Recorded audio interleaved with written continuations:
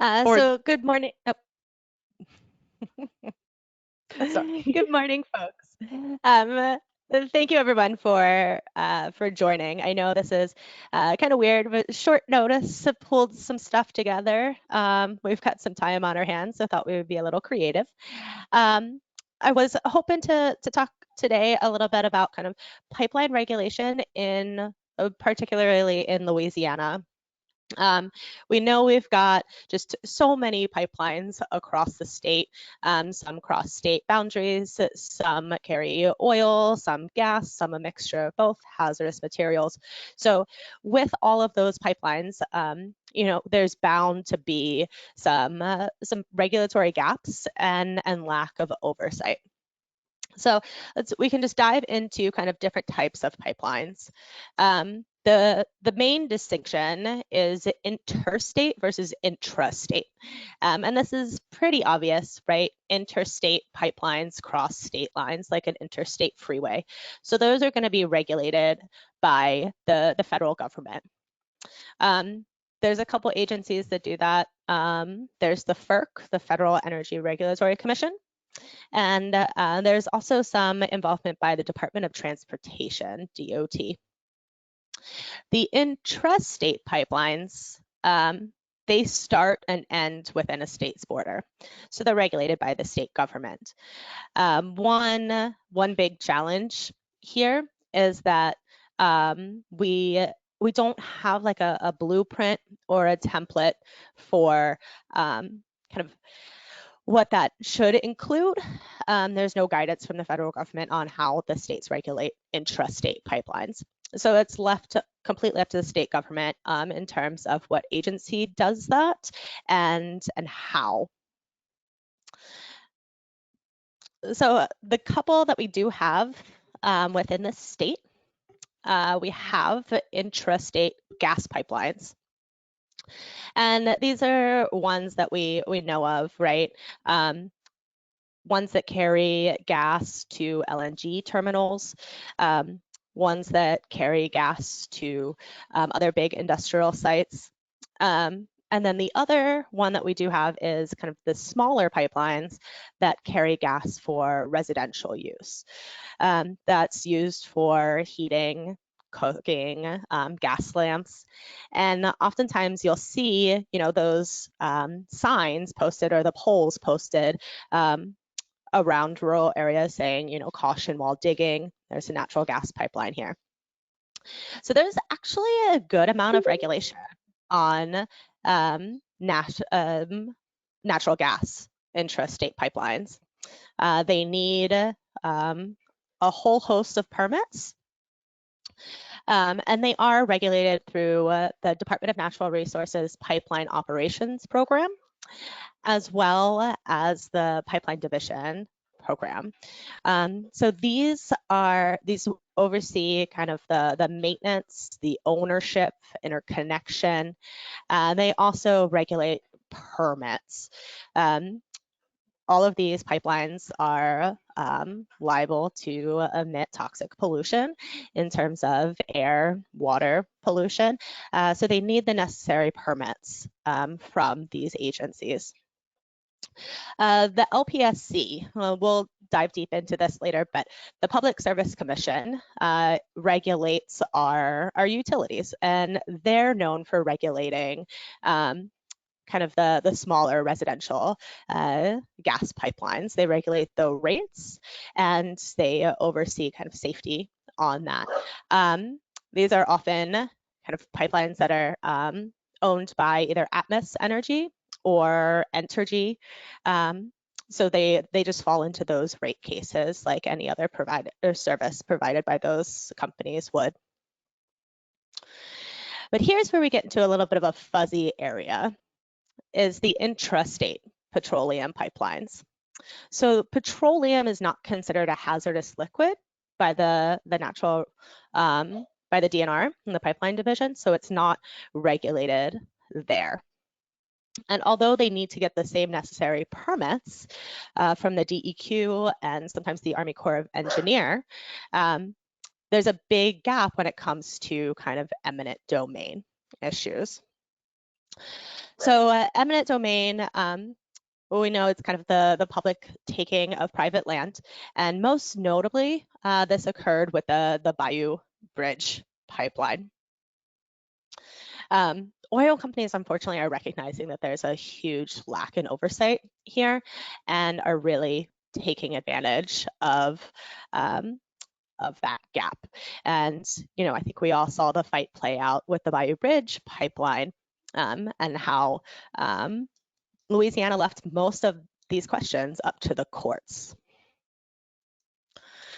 So eminent domain is kind of how we all refer to it, but actually, Louisiana, it's called expropriation, just to add a whole nother layer of confusion. So initially, it was the right of a government or its agent to expropriate private property for public use with just compensation. Because Louisiana leaves a lot of this up to the courts, the landowners in Bayou Bridge for the pipeline actually had to sue and found that the pipeline construction was actually going on before they had even filed these expropriation claims in court. And even though the court found that the company violated eminent domain, they just gave the residents, the landowners, really pennies on the dollar. And that's one of the problems with lack of kind of clear and transparent oversight over the use of eminent domain, is that leaving things up to the courts often favors the big companies, the oil companies. So I dove pretty deep into kind of the history and background of eminent domain or expropriation. And I think what was really interesting is that, eminent domain has been around since the writing of the Constitution. And it was intended, for the government to take private land for the public good. But there was a landmark case in 2005 that went all the way to the Supreme Court. And that's where things kind of switched a little bit. It actually allowed for private companies to take private land as opposed to the federal government doing so. And this created a pretty dangerous precedent that allowed for, a lot of just kind of overreach from these oil companies. I think it's also important to recognize that this is not necessarily happening in a vacuum. This isn't random. This is most notably used in communities that lack political influence. And it usually benefits the companies that have the resources to battle this out in court. I love the quote by Sandra Day O'Connor on the right, talking about just these exact injustices.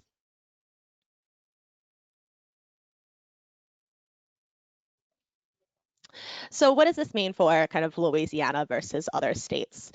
We talked briefly about how, this is all left up to state jurisdiction. So where does Louisiana stand? And I think folks recognize that the state gives energy companies a lot of leeway here, and this is a big challenge. Even in Texas, the pipeline companies have to kind of certify that they're an energy company. In Louisiana, it seems like all you have to do is just say that you're an energy company. We also have a history of beginning construction on projects prior to having the necessary permits. I think this has been a problem with the Bayou Bridge case. We've also seen similar concerns with the Entergy's gas plant in New Orleans East. And what happened with the Bayou Bridge Pipeline is Energy Transfer's partner actually just started claiming 30-foot wide strips of land, cutting down the trees and burying pipe without landowners' permission. They hadn't even filed the necessary paperwork before claiming land under eminent domain. Going beyond that, I wanted to speak to the kind of common carrier assessment that is noted in the third bullet point. So a common carrier is needed, you have to have a common carrier certificate in most states to enact eminent domain. And that certifies that it's going to be more than just your product going through the pipeline, if that makes sense.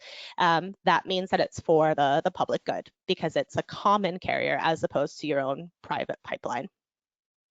Many other states require this certificate of a common carrier to show that you are using this for the broader public good as opposed to your own individual interests. Common carriers are regulated by the Public Service Commission. Common carriers include trucks, towing companies, all intrastate, as well as pipelines. And if you follow the Public Service Commission much, they do have pretty strict rules and guidelines for these semi-trucks. They have to submit applications and they have to routinely update their operating protocols and file reports with the Public Service Commission to continue to get their certification. Unfortunately, the Public Service Commission does not have the same structure or setup for pipelines as common carriers.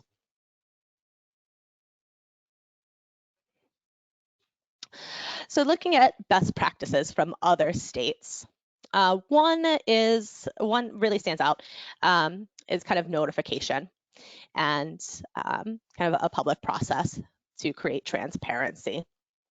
Multiple other states do house this eminent domain issue in their within their Public Service Commission or their Utilities Board, as these are common carriers. One thing that stood out for me on this notification piece, and I think we saw this play out with the Bayou Bridge issue, is that Louisiana does not have very clear requirements on notification, but Louisiana does have very clear laws on the books in terms of protests, especially around pipeline operations. So it could very well be possible for folks to own a fishing camp or a hunting camp out in the bayou. They miss the notification and they don't live there, but they could go out there during hunting season to find a pipeline, just tore through their land with little notification. And thinking back to the Bayou Bridge fight and the media, we saw, folks in kayaks on private property that they had the landowner's permission just be pulled out and arrested by the pipeline company security. And together, this could create a very dangerous mix for folks where folks, think it's their private land, they have not been notified, and just being on it would lead to a felony. So I think the first step in strengthening these eminent domain issues is having that public process in terms of notification. I really like in Iowa, these the pipeline companies have to do kind of certified mail to landowners, anybody who owns property there. There's year-long processes of public hearings before the pipeline can even be constructed. North Dakota actually even criminalized pipeline construction prior to proper certificates or permits. And I think these are really great places to start and to look towards in building out kind of best practices for Louisiana. Again, we don't have a formal process for eminent domain. And now's the time, I think, to start building that. So I mentioned in the other states, oftentimes these are housed within the Public Service Commission or the Utility Board and regulated as common carriers and public utilities. In Louisiana, that's at the Louisiana Public Service Commission. They regulate the trucks and they regulate our utilities. So I think many folks on the call are vaguely familiar with the Public Service Commission, if not very familiar, but we do have 5 elected commissioners there. And the district map is on the right of kind of where those districts are. So they regulate Entergy as well as telecom issues and common carriers. The LPSC actually did open a docket in 2014 to address intrastate petroleum pipelines. It was a briefly open docket. Normally dockets are open at the Public Service Commission for years. But this, did require carriers to submit annual reports, ownership transfers, rates, things like that. Unfortunately, there doesn't seem to be any record of that actually happening. It's important to note with the Public Service Commission, 2 of these commissioners are up for election in November, all things going as planned. That would be Foster Campbell in District 5, the northern part of the state, as well as Eric Skrmetta, who is kind of District 1, and that's Jefferson Parish, North Shore.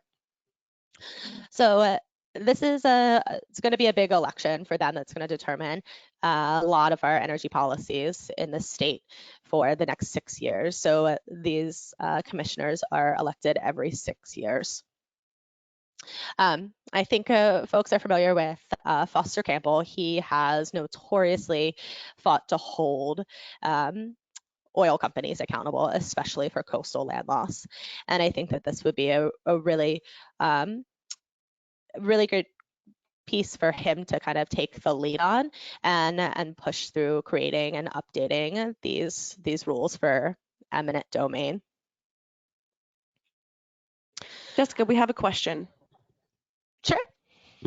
So Monique asks, do other states criminalize going on land taken by eminent domain for a pipeline company as a felony? That's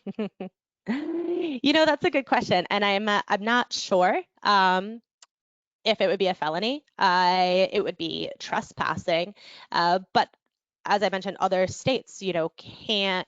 Their eminent domain has to be certified before it's their land. So it's not their land before the government rules that it's their land.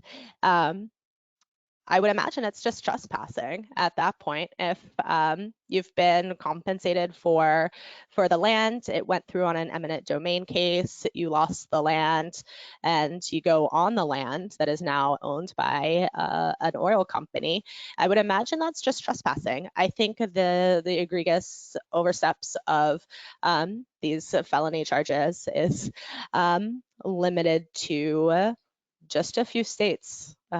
Louisiana. Another question before we move on. What could you remind everyone what the role of common carriers is again? Is that the process other states use prior to execution of eminent domain? Sure. So a common carrier is a certificate that's needed to enact eminent domain. And that means that you're carrying something for the common good. And it also means that it can't just be your product. So you have to allow another company every so often to utilize the pipeline or utilize, the trucking service, things like that. And that is what's needed to get a common carrier certificate for enacting eminent domain in most other places. The problem in Louisiana is the murkiness regarding the certification of common carriers. It appears that you can just say that you're a common carrier and take land without getting any certification over that common carrier piece.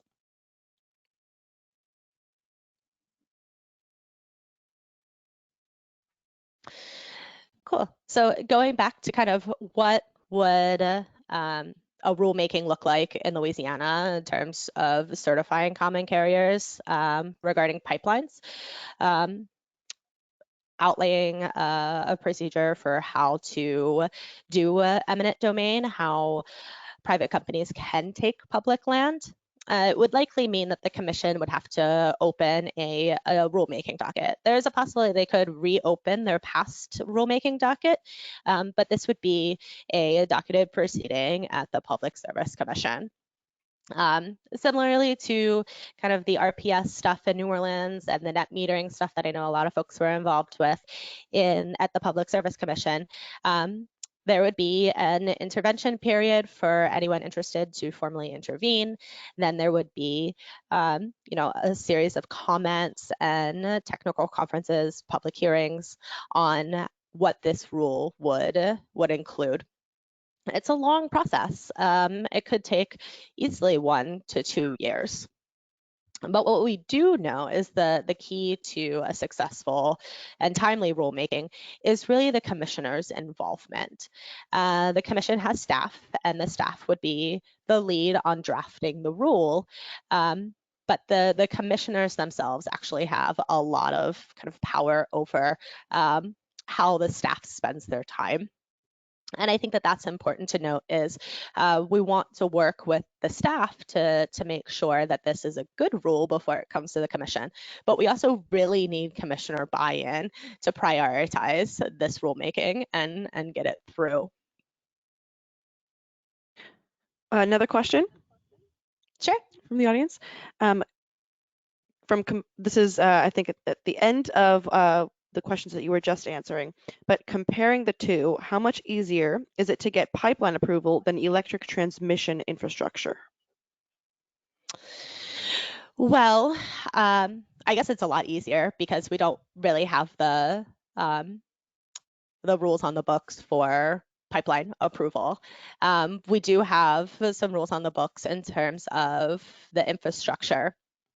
But that also does seem pretty easy. I think one of the challenges here is the electric infrastructure. You could make a strong argument that it's not as invasive, not as intrusive as kind of a pipeline, right? We're talking about upgrading lines, many of which have been there for decades, and pipelines is really laying down new pipe on a 30-foot wide tract of land. So I guess the short answer to your question is it's much easier because there's no regulations in place for certifying a pipeline as a common carrier and enacting eminent domain at the Public Service Commission. The differences are going to be around those permits, as I mentioned, whereas pipelines do need a set of permits in terms of air and water pollution and land use. We don't want to put a pipeline through a levee. It's wouldn't be a great idea, but they do need certification processes there. It's just the eminent domain issue that appears to be the major gap in the regulatory approval process.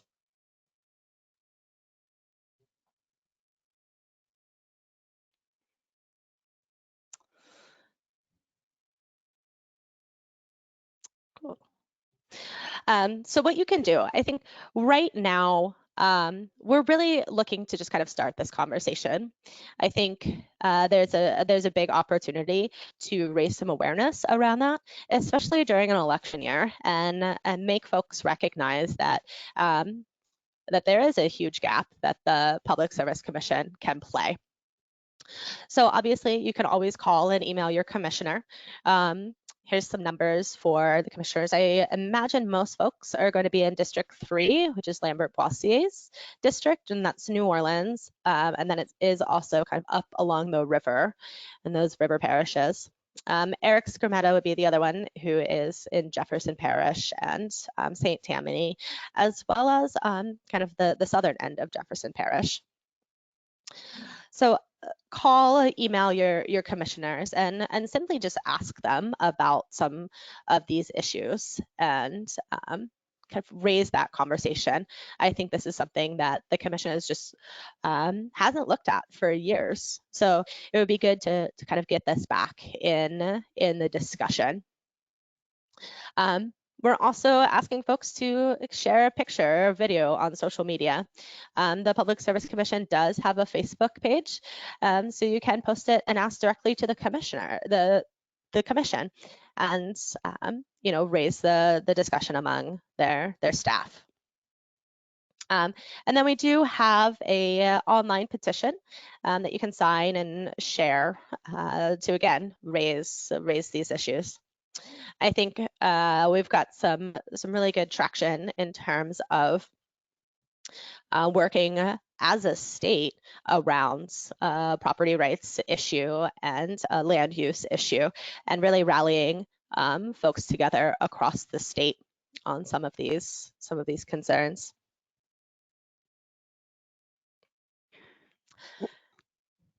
Thank you so much, Jessica.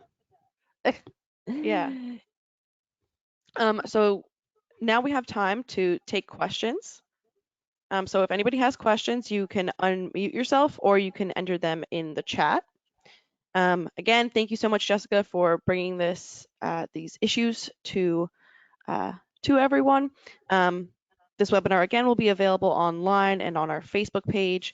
And we are asking everyone to, like Jessica just said, call or email your commissioner, to contact them on social media, and please share that with your friends and family, and have them also contact their commissioners.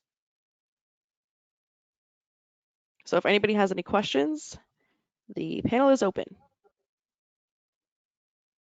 This is Angel. Is this online so that like we can share it on social, or not yet? The webinar? No, like the action that we want our family and friends to take. Sure. So we have the online petition, and I think we have information on this in the Facebook event. Okay. And we can make adjustments on that too, so that you can just share that like virtual action, since we're all kind of cooped up at home. Okay, cool. Thanks. Absolutely. And in the email that I sent out last night, there's also there's a photo with all of the commissioners' contact information, as well as links to the LPSC Twitter page. And we will be sharing that information on our Facebook as well. Mm-hmm.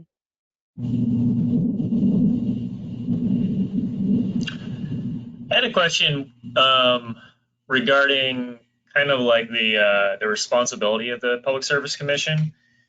If, God forbid, there's like a pipeline rupture and there's an environmental, some serious environmental consequences, being that like the Public Service Commission is responsible for regulating and approving these pipelines, do they have culpability?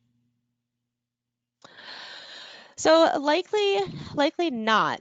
I would imagine that kind of those accidents would go to the DQ and the DNR in terms of those permitting. I think the major role that the Public Service Commission can play here is on the eminent domain issue and certifying them as common carriers. I think the Public Service Commission would really play the kind of the land use issue, as opposed to the public safety. I think that would go to the other environmental kind of organization or agencies overseeing that. Monique asked, what do we think about a scorecard on PSD commissioners? It's not a bad idea. I guess it would be really interesting to develop, especially in election year. I think there's some challenges there in terms of electioneering and what we can and cannot do. But it's a great idea, scorecards on commissioners in terms of kind of where they stand on some of these issues. I think it's also a unique opportunity with this, especially, is to create and foster that relationship with the commissioners and encourage them to kind of take action on some of these issues. My thinking is that these commissioners, just the majority of them, are unaware of some of these gaps in oversight and some of these issues. And I think we have an opportunity to work with them on kind of that educational standpoint, and build that relationship, as opposed to simply just kind of judging them. But at the same time, I think it's important to recognize the really positive behavior of some of the commissioners and the really positive actions that they have taken. Logan Yates says, perhaps a questionnaire for candidates would be an easier start. Yeah, Logan, I think that's a great idea. We've been talking about kind of doing some candidate forums for the upcoming election. The challenge, I think, right now is these filing deadlines for who's officially going to be running, it's not till July. So as of right now, we don't have any formally announced candidates to run against Commissioner Campbell or Commissioner Scarmetta. We have done kind of these candidate forums in the past, and I think questionnaires are a great place to start, especially considering the stay-at-home orders, and we don't know what's going to happen with the election in Louisiana. But the short answer is right now, we don't know who is really going to be running against these candidates. Just to elaborate a little bit more on that too, this is a huge challenge because these commissioners have very, very lax ethics rules and don't have a high level of public visibility. So getting folks to kind of run against some of these commissioners is a bit of a challenge when they know they're going to be up against quite a bit of money, and they have to raise public awareness about an elected position that few Louisianans are familiar with. But I think, yeah, a questionnaire would be a really great idea, especially coming into an election. And if you know anyone that you think would be a good public service commissioner in any of these districts, please encourage them to run. Please. Agreed. And just to add on that too, is that they do have to live in the district, which is new, surprisingly, but they do have to have kind of residency within that district. So yeah, we always love to see fresh faces coming out and kind of raising awareness. We were talking about this pipeline issue in the eminent domain with the petroleum pipelines in Louisiana.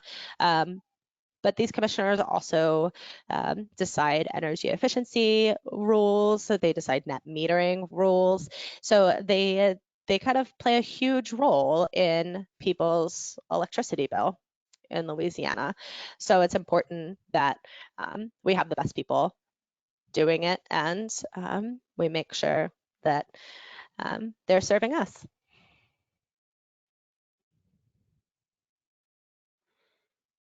Someone suggested Leanne McGee versus Scarmetta. I think that's a great idea, Andy. I think you should probably call her up.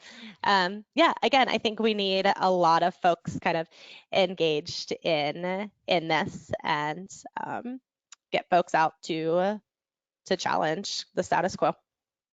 I think Abita Springs has a lot of really strong environmental leaders at Abita Springs and St. Tammany Parish, and I would love for them to engage in this election.